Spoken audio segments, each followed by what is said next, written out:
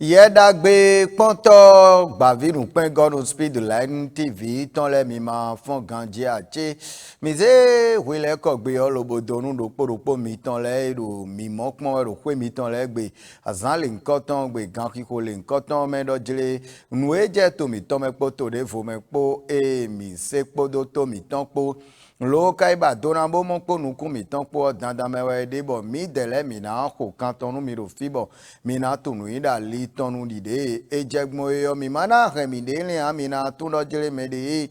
o makayiro kwe me bi ogbe mi jawe yo dandan mewe de bo ache pipa na do wezun ton newe ache pipa ro wezun ton do egbon nenu le ro yin egbon aje o zan de din o mi na ko kanton nu mi ro fi robo mi dele mi na se haku kwe ogbe don mi na modo ye me yin ogbavinu pengonu we a Donu esezo aten temedele yo ilevo akoje podo raku kwe okpodo so eromewa ye denu ene gbon mi na levo se podo ho ipo le pan bene vie mi ma so certain obonu mi na vlon kan hota le tonu mi.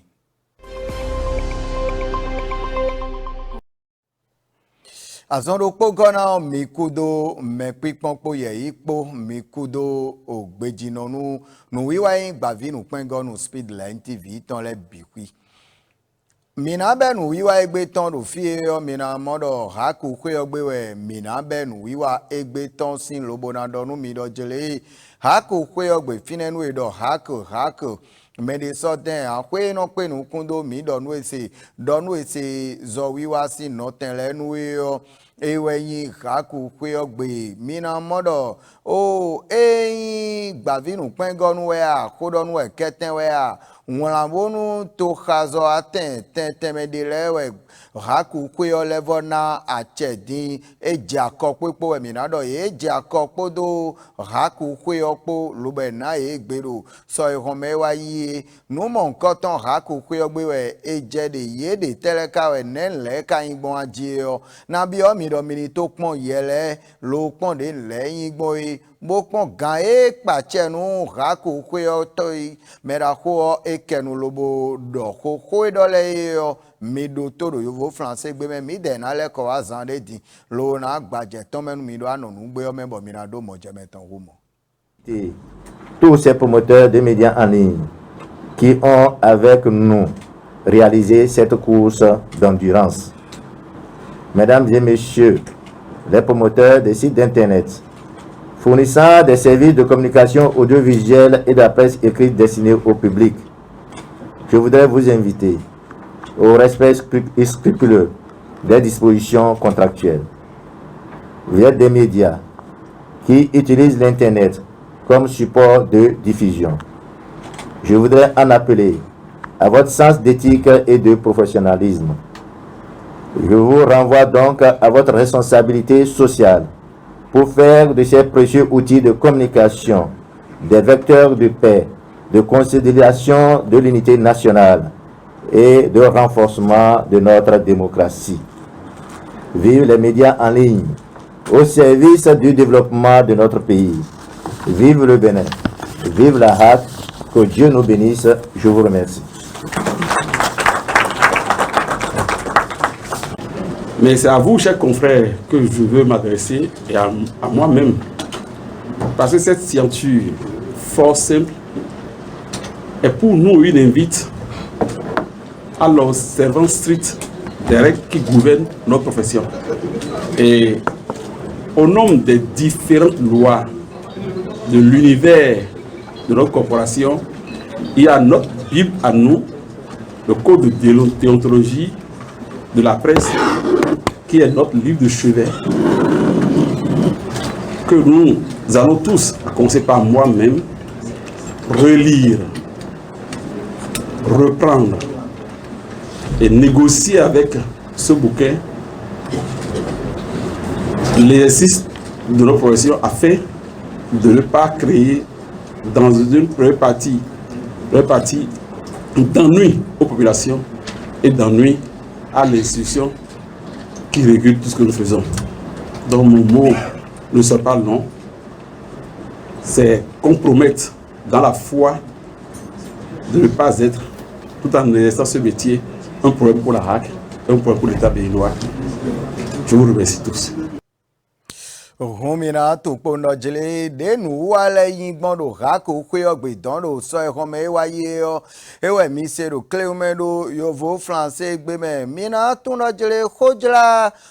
jela zo aten do po kande ayizen ewe je akokpodo ha ko kwe ogbe podo so e home wa ye nu mo nkotan ye bolo yin de lobo vivi sinde sota mbonu mina timenu mi bo mina do mo jemeton u mo newe yin gbon lobo yin ko jela zo aten sin kwe do poropo kande ayizen ewe je akokpodo ha ko kwe opo mina modo jele kodonu eketen do poropo ene edo yeme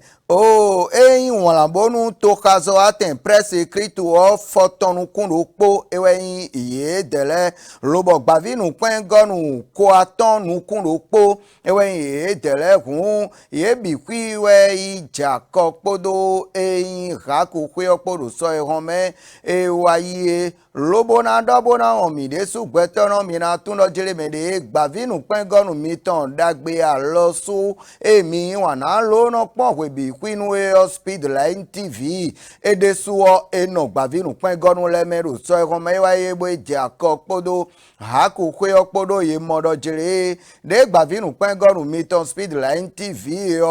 eyin gbavinu pengonu dodore lobo no wazo kwedo sen lono lebenu azo dide jegun ebo ye ton level zawe lobo yin pon dide jegun ebo nu e kono bolo de jire yo eyin nu kwete nu jonu lo no yan ponu to vi to si le egbon yo ewe zon lobo ye ne gbeton din lobo Eduardo akoje podo raku kwe opo e na do ajako monkoton we blo nu monkoton ro so erome waye o tumina tun po no jele gan e pachenu raku kwe o merako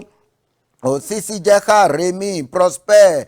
Morenti ewe gan e pachenu haku kwe o eye wa yiko lobo dogbenu yeme yin melo yin gan bodo nu konu ko jela zo aten o teteme enele da ko je podo haku kwe opo ele o gan dogbenu ye de sutaun lobo aro titi mero emi ton kun ko gegede o ko pa emi do lobo na do po ewe yin do jele di ni kwe do sen si aga kakawa do lo nu e sen kado ye ka tenpon lo zigbonji bonu azo yin mero poropo ton ni kalebe na lobo wa si aga kakawa do deji loe mera ko doaro omodo eyo ene dewe yin lobo ewa ko gbongodo lobo do dogbenu iyeme yime lobo wa teni omewe apodo gan ero nu konu kodonu eketen we a wonabonu to kazo aten mon koton le epodo gbavi nu pengonu tenteme mon koton le ton epo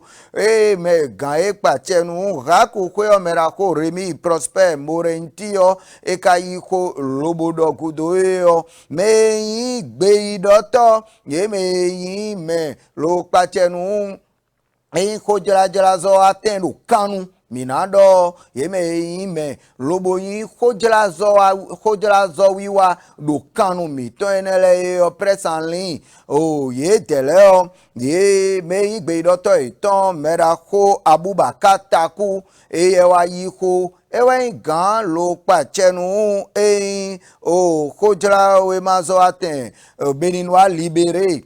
bonu to kazo aten presse écrite béninois libéré si azokweo eye we wa yiko dilo je tunton bo ado didodo jelede emide sugbetono mikuna gangbe ma do me mina do gbenu gan e pachenu haku kwe opo gamboro gan wu ton le po mina do gbeni ye lona do gbenu gbevie mi ton de po le yo emina do gbenu yede sugbetono ko edo yo esolindo ko gan e pachenu haku kwe yo edo yo esolinde gberi pon bo kawaro titi me do jele kodonu eketen ene urambonu tokazo aten fotonu kunu popodo gbavinu pen gonu ko atonu kunu po enele eja akokpodo raku kwe ogbepo de de gbe idoto itan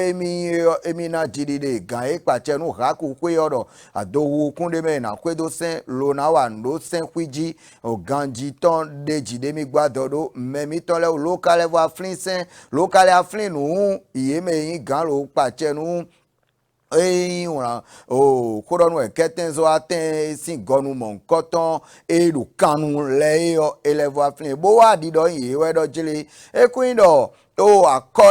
jẹ́ kpódó o haku kwe ọkpọ dín wè má sọ́kẹ́lẹ́ dọ́ jílẹ̀ yìí jẹ́ akọ kpódó haku kwe ọkpọ ekun dọ̀ yìí wè má ẹ̀ náà èzè ní yìí dín yìí jẹ́ kpégbé ẹ̀ náà zero lì gbẹ́wẹ́ ọmọ gbére dé yèdó nálẹ́fọ́ wè má ń hà ganji bona levo pon nu esen dole yo inale pon lo manale ajese mewo emi na se aye tondo nu jiro apamo nkoton pe do kleume mi kase yo mi do mi jen mi na sena lobo eneo de so edin lobo ayine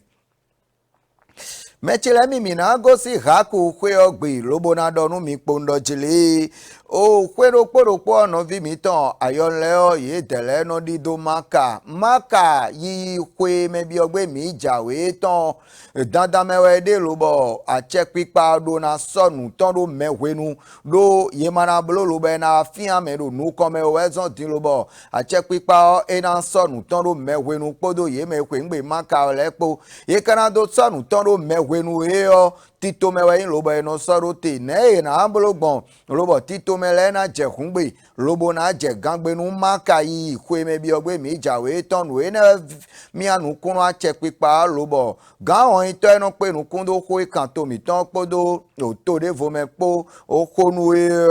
e wa tenpon lobo ko ye me loko ye me yin ayonu mi ton le yo e ko ye ple mera ko o chegun ajadi Obakari eko ye kple lobo ye do kosi lobo etinu meni ye bole atime akwa ezangbe we ye jawe nu maka yi kwe me bi ogbe mi jawe ton yo ele atime kwa emeru kporoppo na suwe na bi o mi pondo jere yele o we na din lobo mi na do toko igahon ito edo do yovo français gbe me echo lobo na leko wa lo na timenu mi do anonu gbe mi ton me. Le quota que nous avons demandé cette année est de 2300. Il peut paraître petit, faible, mais notre ambition, c'est de faire en sorte que très tôt, bien en amont, nous puissions atteindre ce quota. Et si nous avons atteint ce quota, ce sera avec plaisir que nous, autorités responsables ministérielles, nous ferons tout pour rouvrir le quota et avoir des places supplémentaires avec les autorités saoudiennes. C'est quelque chose que nous avons déjà discuté avec elles, mais ça nous permet d'amener nos compatriotes faire ce pilier, réaliser ce pilier essentiel qui est un élément important de leur vie. Pour beaucoup, ils attendent toute leur vie pour pouvoir réaliser le Hajj. Et nous devons tout faire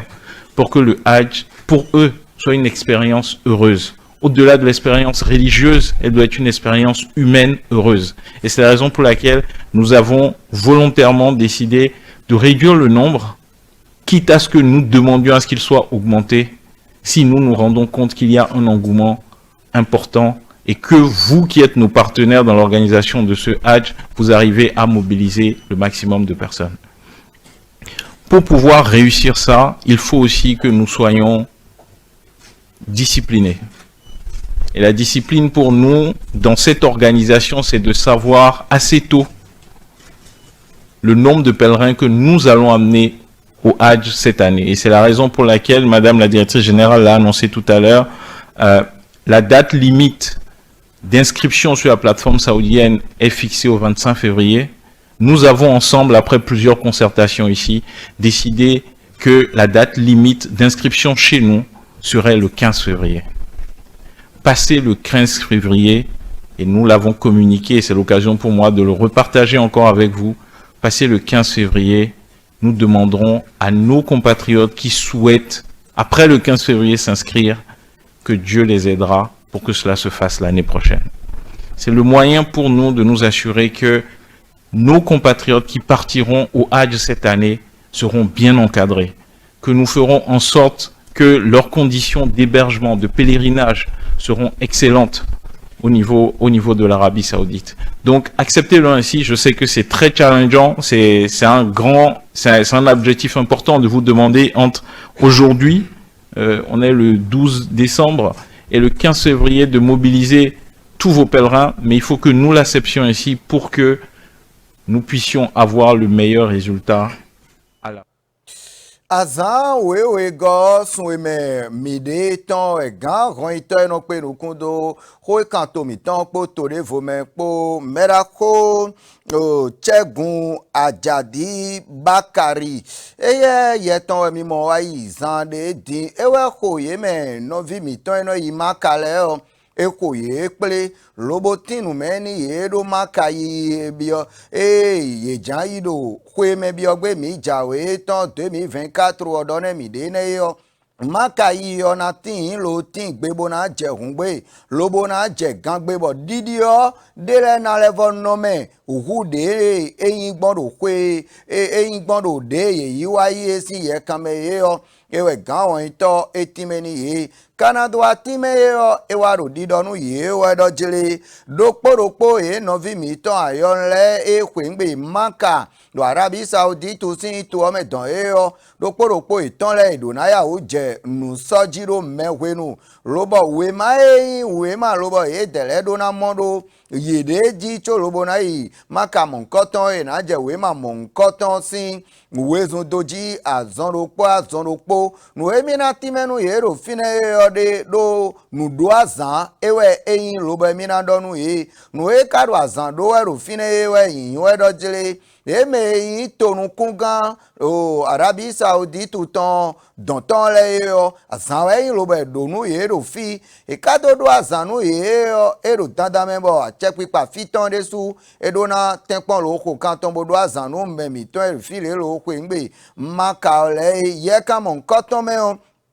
ọ̀gá àwọn ìtọ́wárò dídọ́ ẹ̀rọ jẹlẹ̀ ìkọ́dọ̀wé mahammed obeneto mẹ́fìlẹ̀ ẹ̀yọ elindíyan kwe mebi ọgbẹ́ mi jàwé susan tán òwe gọ́ ebolo 15 février jàwé ẹ̀yọ ewe ìkọ́dọ̀wé mahammed ẹ̀nà fọ́dọ̀ obeneto mi tán mẹ́fì ló àzàn yẹ̀nà obeneto do Arabie Saoudite dán ewe yín azan ko atan elidi azan ko atan go kwe me bi ogbe mi jawe ton 25 février jawe o ewe yin azan gudo ton yin kodo we mame ton do Arabie Saoudite sin to o me hun edo mo tiwe we male na so gbe lo be do na o kan ton sedo yi dele ohun azan gudo ton yin 25 février do Arabie Saoudite sin to o me lo e kadoro mo tiwe me yin mi dele do na so gbe ro fibo we male na ya o yi don choro bo 25 février o e na wa we a che nu o to ezon lo bo e doze azan we go sun azan foton go sun we go kwe me bi ogbe mi jawe ton ewe yin azan gudo ton e na dodo ikowe mameru o beneto me fiene nu ene kadoro mo chiwa sorun baya ki ode akweko e ma timenu mi ami kuna monu kun je owo ba kwe ne bi wẹ́yìn akọ mẹ́rọ̀pọ̀rọ̀pọ̀ náà mọ́rọ̀ èdèjì Ronaldo yìí maka kwe jàwé tán ajé ọ káwọn ìtọ́wà títí mẹ́rọ̀ jẹrẹ Liviaton jẹ́jì ewé mẹ́rọ̀pọ̀rọ̀pọ̀ náà mọ̀ tóròbó náà yìí maka mọ̀ nkọ́tàn rò kwe mẹ́bí ọgbẹ́wẹ̀ mi jàwé inú èdè Liviaton jẹ́jì ọ eblo 3,500,000 ewe mẹ́rọ̀pọ̀rọ̀pọ̀ náà mọ̀ tóròbó náà yìí maka yìí tọrọ kwe mẹ́bí ọgbẹ́ mi jàwé eku inú vo ẹ̀sán lóbọ̀ àkọ́ ẹsẹ̀ ìmọ̀ o mẹ́dẹ́lẹ́kẹ́ ìnádọ̀ dé nẹ́gbọ̀nbọ̀ kọ́ inú kan sọ̀ mọ́ nẹ́gbọ̀n kọ́ ọ̀hún gan mọ́ ẹ̀ẹ́chì mọ́ dé maka èyí wáyé ọ dọ̀ nùfíà mẹ́dẹ́lẹ́ wá fíà tsẹ̀pípa ọ̀dọ̀ àkọ́ ẹ̀sìn àlínú bọ̀ de fia megbonu achepa ma wonledo lo ko kanton bonu ena bokunu to vile aye kuna pe olobo yi makaro kwe wa yi o kwe maka yi wa yi o kuna pe olobo yi o won achepa we dogan kaka lobo ko kan be do yi to nu fia me ajiji me mon koton mana le vo fia che pipa ro maka igbe ayon le jawe ro kwe me bi ogbe mi jawe din awe zon lobo edoze akwedo au 3 500 000 Olivia ton jeji ewe me tameta na su cholobo na do odido don mi se ko mon koton mi do mi na soro to menu mi wenenu o gawen to kale aro finfin wedo eyin do mede gwen do boya u mo kwe o lo ya u do wezun we ma on leton cholobo asan foton go sun we go kwe me bi ogbe mi jawe ton wa o ene o mene na to no hun emi kwe ngbe makane mede makato wezun we ma ton leton podo akwe livia ton jeji oton cholobo asan foton go sun we go kwe me bi ogbe mi jawe ton wa jawe hun ma onado aminu mene me onibo tun do jele e kan kwere vowenu 2025 ucholobo emi na wa sonu makayi emi tonton ma onibo no popodo makayi tole be kwipo ogan hon ito edomo lo klita na bo mi sebo do mi lo mi kuna kwesi bo eni olo edin bo waji mechele mi gbobo ndo jere mede mi ko tan pede lo pla mi so ya jogba sabonu ajo jara mi ton erofie yo mi dele mi na ko kan tonu mi le ko si ne gudo na pla mi so yi to gudo lo boda zololo edo jijewe ru ton yo na levo gbaje ton menu mi ni ya jogba saboa. Speedline TV désormais très proche de vous. Pour vos réalisations et diffusion de spots publicitaires, publics reportages, couverture médiatique, émissions, communiquées, avec Speedline TV, c'est presque gratuit. Vous avez des meilleurs prix. Pour tous vos produits et services, nous vous offrons des espaces publicitaires à travers nos émissions, nos feuilletons et séries. Profitez de notre période promotionnelle pour atteindre vos clients partout sur le territoire national, partout en Afrique et dans le monde entier. Avec Speedline TV, votre visibilité est assurée. Speedline TV est situé à Akpapa, au téléphone 99 00 84 49. Speedline TV, votre télé. Mechele mi ajogba sane mi pla mi so yi lobo le komo vlekese jen kone na ria loko mi tombo na pla mi so di do togudo lobo mi na be egbeton sin RDC sin to omedon lobo mi na monten lo na tun yele na do didin webo na do jeme ton gbanu mi edo RDC sin to ome yele mone mi de mone yo RDC si to me don yo azan yeye de po jenwe e de din lo boy e dele na blo so mi do RDC si to me don lo e do azan yeye po e din yo we ma pe e to vile na so i de vona yo we ma mon koton to vile yero mimo egbere pon han bi bakpo e dele de lo be kado bakpo e te we kan do de vona mere tun na we ne mo mi de fine din yo mimo we ma pe we sokle e de ya we ma ne we sokle do jire e gen e na de vo do o to to me RDC si to menu so mi e jawe di lo onu e kenu do e debodoro we ba pe mo koton sokle we di do e do jire de we ma pe we ne o do ma u gba che de ye do kojo kobo gan yo ko me do kodewu koro we ma pe mo nkoton wu de sutaun de alopa emewe bro we ma ene o we ma pe mo nkoton sokle do ina do ide fona de alopa me bro do de kunyon do pole o de ji me do we ma pe won je ekun mo ye ton ganji o ene bro de ro on we kalevo won po dide e do we ma pe won ji o de ekun le kle o ero vi lobo ndo jire amatanu kun ganji a o akun de amora akagbede obona levo atanu kun vanu kun ko ime hunu kun je akana ton ano vulu tonu kun dada meton mi kun tun de jenwe yeme o gae no pe nu kun do so mi konu do RDC si to mele mi kun tun de jenwe ibolo we ma pe mo nkan ton gbon ode di o e wa yi o koko ebolo da ye o de ni oyan ganji lo yan pon amo ebolo din o ipon de ro vi ene de ro vi gbonbo e ma yan pon le a e o eni pon de jide torun kun gan le ni le ten pon lo le kende u we ma pe won kle ne iye de bo mi de su gbetono mi do mi mo ene we no pe nu kun do so mi ko nu ye lodo se ni we o e o ìwádò gbé wọn yín sẹ́dí ẹ̀rọ ní tẹ́pọ̀n ló kẹnu do nùmọ̀ nkọ́tọ́nu ló ọ́ ṣe ní pé ọdẹ sùn ọ́ vodungbàgbé dókòdì wáyé ọ́ èdè sùn kó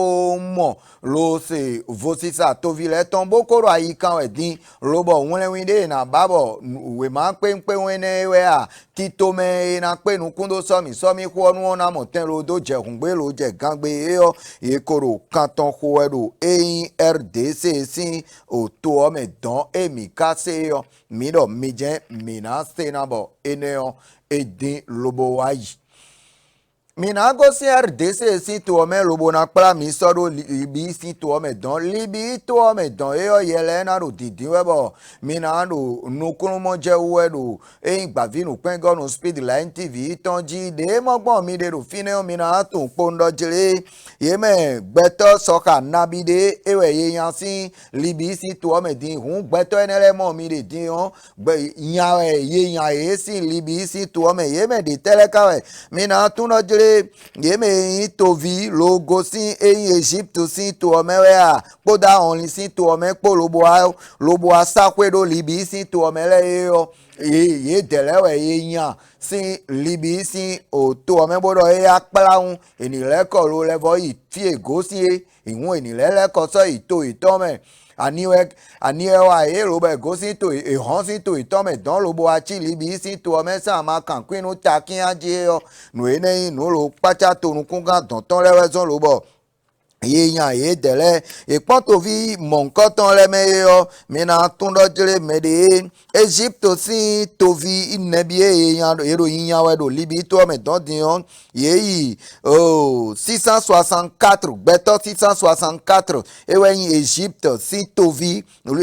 ìròyìn yan wẹ̀dọ̀ libi sí tó mẹ́tọ́ dìyàn lóbọ̀ àwọn lìn Nigeria sí tó fi lẹ́yọ èmẹ̀ nẹ́bí káwé èmẹ̀ gbẹ́tọ́ 300 ewéyìn tó fi din lobo yan only vibo yero yan sin Egypt sin to mewe de mogbon mi de o jome humene ye kwengbe lo jen bi ore o medele bi o eyin moto gaga eyin bisu mi to enele yo medele o e bi o enele me lodo yiyiwe de me nu konton ekodido din le o eweyin o àwọn lin vi le o ye dewe ye ko blonu eno na ro jome hun ja iten mi ga ton ye delewe ye ko o do o yandin bo ye dele ko bi o ye de ko bi okun melo ko de o yiyiwe kan ki ko me do ko de mi de nu epo de din hun Egypt sin to vile de so inado ye de blodo lo nado yiyiwe kwe wa ye e ka wa do titi me do jele mo janwe ye ko yan yeme dele yeme gbeto soka nebide ewe kole awa doro libi sin to membo imoje eyan ede sugbon bo maka lin diyan me lo le de su kole vo awa diyan de eyin nu lobo pacha ye de su taumbo e ka jero libi to me mi se yo mi jen mina sena mechile mi egbe ton vivonu wawe ede mo vlekese mina dogbe nu mi pondo jile mi ni kudo toro me podo wanyin po mi sero nu mi to me fido egbe lodo jile haku kwe ogbe o ye koronu eketen we agbavinu pengonu podo wonrabonu to kazo aten do poropo o kande ayizen ewe jako podo haku kwe ogbe podin yan wa yin gbavinu pengonu mi ton alosu dadagbe yin speed line TV ton ezon lobo edesu gbetono eyi gbe lobo ena jako podo haku kwe ogbe pohun mina tun do speed line TV yo ena edesu gbe lobo jako kpodo haku kwe ogbe kpobo mi se o mi ko kan tonu mi ro file ro ayiki gon egbe ton me maka to vi to sile kana yiro eyin kwe me bi ogbe mi jawe o tito mete ikana soro te lo be na mo ten lo je hungbe lo je gangbe o kan ron itenu pe nu kodo ko ikan to mi ton po tori vo me po ekple iye me kwe maka do okwe me bi ogbe mi jawe ekple akwene bi ikana suaje o mi na tun do livia ton mi na do 3,500,000 ewe mero poropo na su mi kale ko kan eni ode su ton me mi yer dese lo ka libi to me togbenu yeme gwalo nu mibo mimo yeche ponle yo ndogbe sedo dokporokpo iye dele tome to holi koton khami yo nle gongbe ma do sedo edisua yeme si yemi mokpon lobo se gbeche bo yin ho si kan honu mi toru fi yo iro mi ro da zololo ma uniform je so bonu kota yoyo ena je alo mi ton me mi na levo yin si se to mi dam lonu adaja mi ton ni izambonu e iso